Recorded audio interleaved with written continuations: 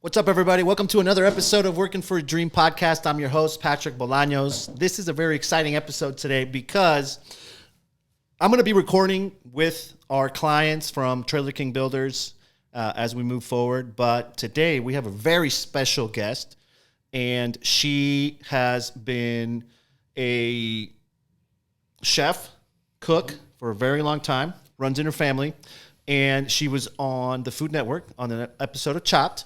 She now bought a concession trailer from us, Texas Q. She's got barbecue sauces. Sloan, Rinaldi, welcome to the show. Thank you so much for being here today and doing this with us. Patrick, thank you for having me. It's my pleasure. I'm so excited to be here. So awesome to have you. I know it's been quite a ride to get to where we are right now with our concession trailer. It's been a crazy couple of months. Pandemic months. It's not over. We're still getting through it, but super excited for you. I know you're launching your food truck tomorrow. Yes, we start cooking on it tomorrow. Literally. Tomorrow. Yes, pick it up tonight, cook on it tomorrow. Soft open on Thursday, and a huge grand opening party on Saturday. Awesome. Yes. Awesome. So we'll be there with you every step of the way. If you need us, you know how to get to us. I'll be calling. Yeah, absolutely. You can count on it. Now, I want to get into. Tell us about your story, your backstory, how you got into cooking, how you got to the Food Network, and tell us that experience. Our listeners would love to hear it. Let me try to condense that for you, summarize somewhat.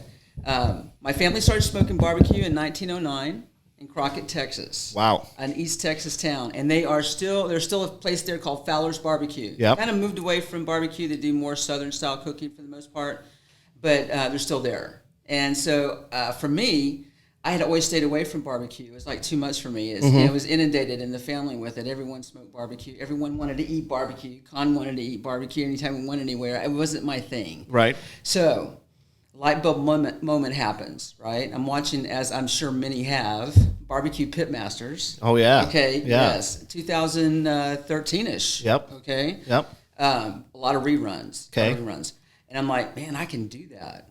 So I'm a visualizer. Anything I believe that you can see, you can be. Right. Okay. Absolutely. Anything you can visualize, it can materialize for you. Yep. All right. I'm a huge believer of that too. Absolutely. I know that you are. Yeah. So I can relate to that. So I said, okay, let me get a pit built. I started practicing on a smaller one while that was being built by East Coast Texas Smokers. Okay. Okay. East Texas Smoker Company. I'm sorry. Let me get that right. East Texas Smoker Company. There's a plug for East Texas Smoker Company. There you go. Yeah, because they also did Truth Barbecues pits as well. Oh, okay? yes. That's I'm familiar. Big thing. That's a big thing. So they built a great pit for me, and I started smoking on it, and I have since then. It's a brisket making machine.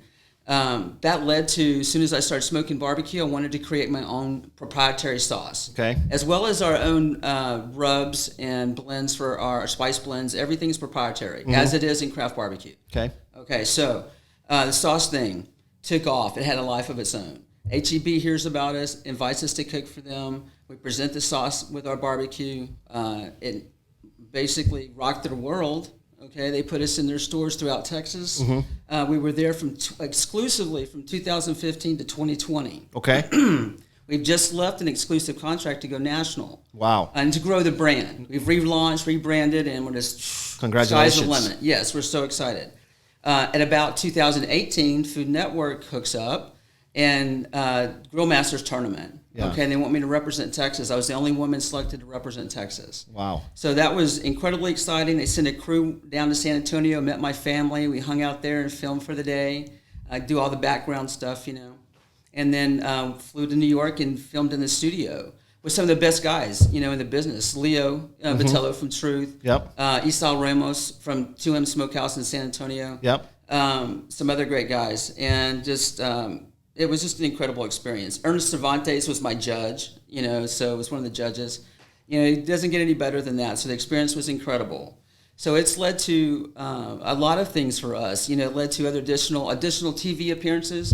Channel 2, local NBC affiliate, KPRC2. Yep. We've done a lot with them. As a matter of fact, they're getting ready to do a new episode with us after the Olympics are done running about, what are we up to kind of thing. Okay. So we're really excited about that. And that's going to be great for Texas Q after our grand opening. Yeah. So it's just, it's been a whirlwind, really. It's just one thing has led to the next, but I'm a huge believer in that you do the footwork and God does the rest. Absolutely. God has put people in my path every step of the way. Mm-hmm. They have helped me get to where we are at. And without them, none of this happens. like take one person out of the picture and it doesn't happen. I'm a huge believer, so I believe the same thing. And I'm so glad that you chose us to be a part of this journey. Oh my gosh! Very excited about it. That in itself was fate. I almost went with a company in Georgia. Okay. And at the last minute, I was like, no, man, I Googled you, and you just stood out, and you called me back on a Saturday after playing ball with your kid. Yeah. And that really impressed me. And then when I came in, you had Googled who I was. Absolutely. So you knew coming in who I was. So, and that we were for real, and what we were doing. And we've put everything, every dime, every ounce of sweat and energy we have into making this happen right now. And you're all in. You facilitated. Yeah, we're all in. All in. All in to making Texas Q a national and global brand. So let me go back to the story about, I'm really curious on how you land on the Food Network. Yeah. How does that happen? Like, did you apply? Did they reach out to you? Yeah, what was going on? Somebody sent me a thing that they were looking for pitmasters with passion about barbecue and their sauces. Okay. So I submitted my application. They called me within like a few hours. No way. That's awesome. Yeah. Just a couple hours and said, let's do this. And I'm like, all right, I'm all in. So you start prepping and they work with you and you go through a few things, talking to producers and all that kind of good stuff. They give you sample boxes to work with, some ingredients, and you have to come up with what you would do with those things. Chopped it is action packed. My wife loves that show. Yeah, it'll. I don't know if it's still going, really but I remember your show vividly. I still remember you in the show. They're not doing new episodes right now, but it will be. I remember watching your show. So when you called me on the Saturday, I choked really bad in the first round, man. I had a plan going in, and the producer told me, she says, "Look, I work 80 hours a week. Okay. Yeah. I know going home when I'm going to make pasta. I don't know what kind of pasta." But I know it's going to be pasta. Okay. So she said, have a plan, bottom line, baseline that and you're then going to go with it. Yep. And I did. I was going to do a filet bruschetta that I do at home. It's amazing. With caramelized shallots on top and a horseradish cream sauce and filet sliced thinly. And it was perfect for what we got. Yeah. What we got were short ribs, mealworms, okra, and Texas toast. Okay? I remember. Yes. And had I stopped and thought for a beat, man, I would have trimmed off the short rib. Okay. I could have used the Texas toast. I could have used the mealworm, and I could have incorporated other ingredients we had and come up with my bruschetta, my filet bruschetta. It would have worked. I went blank, man. The common denominator was that we all undercooked our short rib. Right. Okay. Right. So then it came down to they loved the flavor of my rub. They loved the that was on the short rib and the okra, the flavor of the okra, but it didn't maintain 100% coating. So they docked me on that because it was so close for all of us, given the fact that we all undercooked our short rib. Yeah. So they came up, that was it. That's what docked me. Other than that, if I had stuck with my plan, I should tell people, don't second guess yourself. Don't second guess I'm yourself. not a second guesser either. I always go with instinct. I know my plan going in. Yeah. And the cameras, all of it. So the pressure was on. You could feel the pressure. Instantly. I think the mealworms are what threw me. Okay. Okay. I don't even know what a mealworm is. I've refused to even look it up, to tell you the truth. I ground it up. I used that sucker in the cornmeal for my okra. Okay. And it tasted really good. It tasted good at that point. I didn't eat them individually though. Do you see yourself getting back on a show, something like that, or looking forward to that? We were all set to do season 2 of Barbecue Brawl when the pandemic hit. Yeah. I mean, all cast ready to go. Right. And it just shut down. Everything shut down. And then they recast season 2 and went a different direction. Okay. So hopefully, yes, we've got some other things lined up that we're excited about. That's awesome. Yeah. So let's dig into Texas Q a little bit. Yes. Tell us about the sauces, how you were inspired to come up with the different recipes that you have. Sure. And hopefully you can share some of the information when you're going to be launching nationwide, where people can find you. But tell us a little bit of how you prepare to make these amazing sauces, which I have tried, by the way. Yeah. I already have the spicy, sweet heat. So the sweet heat. Yeah. And I love the new look. So We relaunched, rebranded. We dropped all the high fructose corn syrup. Okay. We've created the slow burn, actually. Went to Zest. That's the one on the far left. We went to Zest Fest. It's the largest sauce convention in the country. Yep. And entered this and won as best new product. It is our all-natural slow burn. It's made with Texas bourbon barreled olive oil which makes it the only one of its kind. Wow. And it's made with treaty. You know Treaty Oak bourbon by any chance? No. Okay. Well, Treaty Oak bourbon is like rocking the bourbon world globally. Okay. They're out of Dripping Springs. They have an incredible venue, beautiful place, distillery. It's just top of the line. So we took their bourbon barrels, aged olive oil in it. Okay. Took that olive oil, infused it into this sauce, brought out all those bourbon notes, oak notes, vanilla, all of that are exposed in the sauce. Wow. Yeah, so it's incredible. It really is. It has Making a lot me of hungry. heat. Slow burn is aptly named, so it really does build. Okay. Yeah.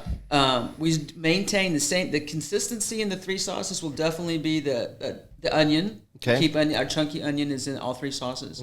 They all maintain a level of heat, but it's 3 different levels of heat for the most part. Slow burn is this very unique. Using olive oil and making it an all-natural sauce really does make it one of a kind. It's a game changer, I think, in the sauce world. There's not another like it. Original, we hang our hat on, man. It's what launched us, and it was me knowing originally when I started creating barbecue that I wanted a signature sauce. Okay. And the onions are what hooked HEB. Wow. Yeah, it was the bits of onion. What's it like working with HEB? Oh man, they're incredible people to work with. Yeah. When you being able to say that your products are an HEB is a huge honor. Oh yeah, it's huge. Yeah, and I'm a native Texan. I'm a 4th generation Texan. I've watched HEB grow from the early '80s. I lived in San Antonio during the early '80s. My dad still lives there, and just watching them become what they are itself. That business model itself is amazing. It was originally started by a woman, right? Their mother. I had no idea. The great grandmother. No, I had no idea. So in Kerrville, so it's just really amazing to be a part of that type of business, to be around that mindset and that business model. The level of success they achieved in Texas is astronomical, and now the national attention that they gain, also to be a part of a company like that. So that was great. I wish we could have made more money. That would have been great. We sold a lot of bottles, but it really kind of limited us as to our earning potential. Yep. So we were happy when for us to be able to leave at this point, rebrand, relaunch, reformulate the sauces, improve the ingredients, all premium ingredients. No shortcuts. Yep. And create a gourmet sauce. That's awesome. Yeah, we hope if at this point, yes, HEB is interested. We really don't know that we would go back there with the sauce as it is right now. Rebrand. We think our price point and our customer is more a central market customer. That's what we're looking at. We're getting into some small mom and pops and things like that. When you say central market, it's like a farmer's market, central market as central market? HEB. Okay, HEB's partner in crime with the central market. They have the more upscale store. Got it. Okay. They have several of those in Houston, throughout Texas. Really, and now HEB is just getting into the Dallas market as well. They bought a lot of property there and are starting to open soon, right? Yes, Colin's shaking her head. yes, they are. They're getting ready to open stores in that area. Okay, so. Awesome. So it seems like there's a lot of things that have happened in your life. Yeah. That for some, you would say like celebrity status, or you've been on the Food Network, which can help scale you to another level. Right. You work directly with HEB. Now you work with us. Yes, absolutely. So tell us a little bit about. I'd love that you believe in the vision and you believe in seeing things. If you can see it in your mind, you can have it in your hand, kind of deal. Absolutely. But talk about a little bit about being in those situations. Like, how do you prepare? Like, how do you wake up every morning and get ready to grind when you have to keep up with a lot of stuff going on around you? Oh gosh, man. Focus is one thing, but I'm going to tell you the biggest thing that you can ever do for yourself. Yeah. Surround yourself with people that know more than you do. Oh, I love that. Absolutely. If you're the smartest person in the room, you're in the wrong room. I love that. Okay. We're the same kind of people. Yeah, it starts with that. I really do. I try to surround myself with a huge support system of really great people that know more than I do. Yep. And every day that makes my job easier to go out and do what I need to do. Celebrity status and barbecue. Jokes around. Calls me barbecue famous sometimes. Barbecue famous. Kingwood famous. Yeah. Because people in Kingwood might know, But no, it's just you get up every day with the desire to be the best that you can be at what you do. Okay? Absolutely. Yeah. And I'm a believer that there is no such thing as competition, really, because it's there in barbecue. There is, in Texas specifically, there is no such thing as too much great barbecue. So I don't feel in competition with any of these guys, and I don't think they feel in competition with me either. It's all a very familial thing. Mm-hmm. You know, so it's about doing the best you can, being the best you can, and surround yourself with people that know more than you do. I love that. Yeah. So do you actively seek out mentors? Yes, I do. Do you have any mentors currently? Or I do. Right now I have two that actually that I'm working with. Okay. As a matter of fact, that are two people that inspire me. You know, that I don't really want to name any names. No worry. Are they in the industry? Are they in the barbecue industry? No, or separate business? They're separate business entrepreneurs. Mindset? Yes. Actually, there's a big restaurateur. Okay. You know, and he's Heights-based, inner city Houston restaurateur, very successful, and has just been there for me in ways that I could have only dreamed. Absolutely. He gave me an opportunity to cook for him in a tropical storm. It came in. I actually contacted him on LinkedIn. I said, dude, I just want to cook for you. Okay. All right. I want to just do my thing and see what you think. Yeah. And he's like, absolutely. He said, give me a couple of weeks. I'm going to be out of town. Hit me back up. And everybody says that, but I'm like, okay, thank you very much. But I did. I hit him back up, waited 2 weeks, and he's like, okay. I said, I'd like to bring it to you on Friday. Is that good with you? Yeah. He says, actually, Friday's not, but Monday will work. Yeah. All right, you're on. So it happened to be September 19th, 2019. Tropical storm blows in. I have water up past my ankles in my driveway, smoke all night long, then get flooded in Kingwood. Kingwood floods bad. Could not get out of Kingwood. Finally, we get the product to him. It sat in his restaurant for 5 hours before he got to try it. What? Yes. Then he calls me back and tells me things you only dream about hearing about your food. That's awesome. Oh my God. That's amazing. I love that story. Absolutely rocked my world. And So then it led to so many other things. So he's an incredible mentor, incredibly supportive. He has mentors, and as you should. Yeah. So it's just one of those great things. Everyone needs one. You know why I love that story? One, it's really that easy. All you have to do is send an email. Yeah. Or Reach out to someone. or a DM. Yeah. Or a text message, or I get did the LinkedIn. number, or an email, Someone or told make me a call. to do LinkedIn. They said do LinkedIn, it'll go straight to him, and he'll respond. And they responded. Yeah, absolutely. And then you had obstacles along the way. Yeah, you got flooded. You got, things, it was about to. It could have. Yeah. You could have quit along the way, but you didn't. Sure. You made it happen. Yeah, I could say, oh my God, it's going to rain. We can't smoke right now. Exactly. No, you just keep on trucking, man. And the smoke's puffing and the rain's pouring down, and you just keep doing what you got to do. That's great. Yeah, and it turned out great. The reward is huge. The reward is huge. So I love that we share the same core values pretty much, because I love to be around people that know a lot more than I do. Sure. I pay to be in rooms to learn from others that have done a lot more than we have. Absolutely. Because it cuts the learning curve to almost zero. Yes. If somebody's already done it, and this is a message to all the new food trucks out there, people that are listening, get out there, get into rooms where people are teaching you, that they're providing value for you. Yes. So that you don't have to do everything that they did and not make the same mistakes. Yes. So I love that we share that, and I love that we're doing this podcast. No, that's awesome. This has been great. And I want to say to the barbecue people, definitely reach out to others in the business that have been successful. Definitely. They are an open book. Yeah. They will get this weekend. I learned about information that I can do. From a guy that Sloan and me, a 500-gallon pit for our grand opening. We've never met in person. The pit maker, Moberg Smokers. I'm sure most of you barbecue guys know who Moberg Smokers is. They are. He called the guy, a friend of his that we know on Facebook, but we've never met. Said Sloan's grand opening is coming up. She needs another pit. Do you have one available? He had a 500-gallon. I went and picked it up in Rockdale, close to Austin.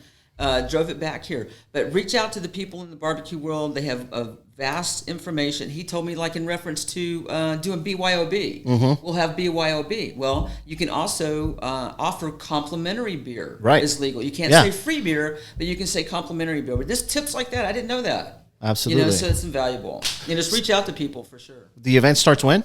Well, Saturday the 7th. Okay. Live music starts 6 to 9. But we open at 11 on Saturday. We have bouncy house, water slide, outdoor games. It's gonna be crazy. And Music it's all day. up in Kingwood, right? Up in Kingwood, 1965 North Park, Kingwood, Texas. Awesome. Yeah. I'll be there for sure. Oh, you better. I'll be there. Absolutely. Tell me now. I want to learn a little bit about, because that sounds like a pretty big project that you have going on, right? Absolutely. Tell me about your team members, the people that are helping you to do this, because I'm sure you can't do it alone. No, I can't. Tell me it's about come down to the wire. That's Yeah. been the biggest challenge in all of this. Other than the delays that you guys have to deal with in building materials, it is finding labor. Yeah. Is equally as challenging. Absolutely. And I've just now assembled a team that I feel I have some confidence in. Okay.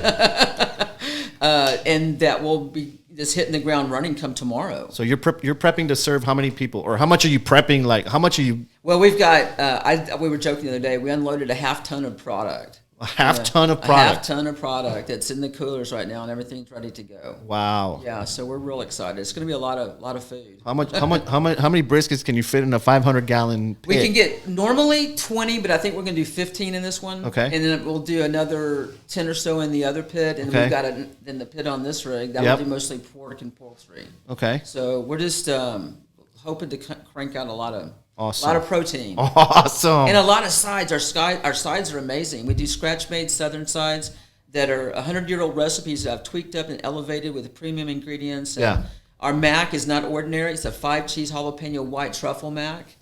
Everything we do is next level. Yeah. You're making me hungry. Yeah, you should be. Yeah. So let's talk about long-term vision. Yes. What's your long-term vision for Texas Q? Oh, really? What are your plans? Oh, yeah. I want to try. So this is called Working for a Dream podcast. Yeah. I believe that everybody on this planet, everybody that's alive or ever been alive, works on their dream, and it's a never-ending pursuit. Right. A lot of people give up. Oh, no. Right? So I want you to tell us about your long-term vision, your dream. Long-term vision, yes. Our vision is really close term, 15 months where we're at, moving to a more... an open-air venue is what we want, but something a little bit more sophisticated. What we're going to create here is definitely a destination place for Kingwood. Yeah. But we'd like to find our own property and do that on. Okay. But Boulder, Colorado, Los Angeles are the first two places I want to go. Awesome. And really Los Angeles first for me. I don't think they have good barbecue out in LA, they don't. Do they? They're really hurting, and I think we can turn their world around. I'm sure you can. Yeah, and we want to go northeast. We want to go back east. We want to go spread the love a little bit. I'd love to be in New York. I'd love to go to Michigan and Ohio, and do Texas Q. But Boulder and Los Angeles are my first two targets. Okay. 15 months out, I'd like to be in a more permanent venue for us. Awesome. So that's where we're at, man. That's the goal right now. That's a 5-term plan, period, to get to get out Los Angeles, Boulder, make all that happen. I'm going to say 3 to 5 years. Okay. That's really more realistic. Cool. Yeah. So, I mean, that's a lot of stuff going on. I want to figure out, Sloan, your day-to-day. Yeah. I have 5 dogs, dude. You have 5 dogs? I have 5 dogs. So that equals 2.5 toddlers. Okay? 2.5 toddlers. That's what that equals, yes, because they can kind of talk, they can kind of understand, but it's day-to-day, it's really funny. Yeah, they're a lot of fun. Are you an early riser? Very much so. You have to be. Yeah, I get, normally just a regular day, 4 a.m. 4 a.m. 4 a.m. Is that difficult for you? Was it difficult? Have you been doing that a long time? No, I've always been an early riser no matter what. I had a 32-year career because I am 57. Okay, so I am kind of late to the game. In barbecue, I started at 50 for the most part. But for 32 years, I did commercial landscape construction. Okay. Very male-dominated industry as well. Large-scale construction. So probably did more Walmarts than any other landscape contractor in the state. Wow. A lot of new apartment construction, large school development, multi-purpose stadiums, things like that. So that's an early rise game. Early rise game. It's always on the grind. Right. Always. So it's your project management skills are always there. So you just said something that is very impressive. You've been doing barbecue for 7 years. Yeah. So you've collapsed all this know-how and all this passion in 7 years. So another message for everybody is it's never too late to start. Oh, no, absolutely, man. I guess we forgot to say that, but it's never too late to live out your dream, man. I've been so blessed to follow 2 passions in career-wise. 2 passions. And I'm so thankful that I've had those passions for what I do. Okay, so... yeah, it's never too late. I retired from landscape construction and picked up barbecue, and it all happened. Just because you put one foot in front of the other, you have a vision, you see it, you be it, man. And I'm just a big believer that I'm a living proof that happens. I love it. Absolutely. I love it. So we're going to wrap up our podcast. Thank you so much you for for being having here, me. for doing this. It's been awesome. Thank you for sharing your story with us and our listeners. Tell everybody where they can find you, where they can follow you. Yes. And then we'll share a little bit more info. Our place, Kingwood, 1965 North Park, Kingwood, Texas, okay? Come out and see us at the place. We're going to be open on Thursday through Sunday, weekly. We'll have live entertainment on Saturdays. Our website, texasq.com. Facebook, Texas Q altogether, and Texas_Q on Instagram. Awesome. Yes. There you have it, folks. Please, if you got any value from this podcast, we don't run any ads. This podcast's sole purpose is to help add value. Sloan definitely brought the fire today, and I'm sure if you gain some value, subscribe, share it with your friends. Please follow them on Instagram, Facebook, and if you're in Houston, Texas, even if you're not in Houston or you're just visiting, make sure to check out Texas Q. Is Texas Q going to be the name of the... Yes, the name of the place, too. The name of the place. Texas Q. Texas Q in Kingwood, starting tomorrow, August 4th. No, August 5th, my bad. August 5th, on Thursday, August 5th, 2021. Absolutely. Thank you for being here. Thank you for having me. Awesome. I appreciate all you guys have done. Thank you so much.